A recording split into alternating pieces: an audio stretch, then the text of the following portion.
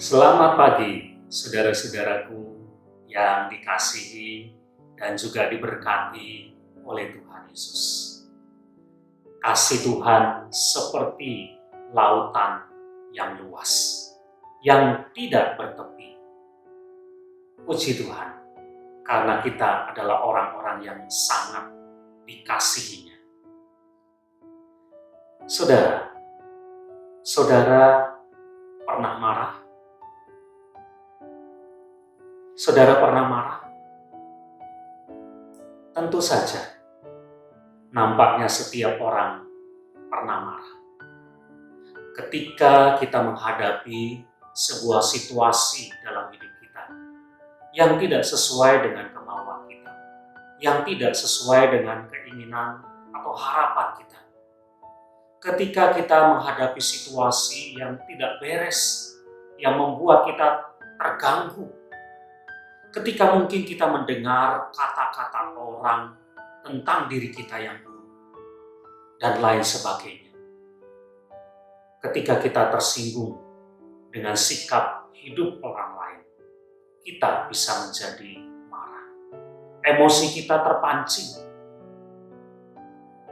Saudara, pertanyaannya sekarang adalah, bolehkah sebagai orang percaya kita marah? Tentu saja, saudara. Bukankah Tuhan Yesus juga pernah marah? Alkitab mencatat Allah juga marah. Tetapi saudara, kalau kita marah, ada dua hal yang harus kita perhatikan. Yang pertama adalah marah terhadap apa? Firman Tuhan mengatakan Tuhan Yesus marah, Allah marah terhadap dosa, terhadap sesuatu yang tidak benar. Kalau kita marah, maka marahlah terhadap dosa, terhadap hal-hal yang tidak benar, dan tentu saja itu harus sudah teruji. Kemudian yang kedua, kemarahan itu harus dikendalikan. Kemarahan yang tidak terkendali itu akan merusak diri kita sendiri dan juga merusak orang-orang yang ada di sekitar kita. Firman Tuhan yang tertulis dalam Efesus pasal 4 ayat 26 mengatakan demikian. Apabila kamu menjadi marah, janganlah kamu berbuat dosa.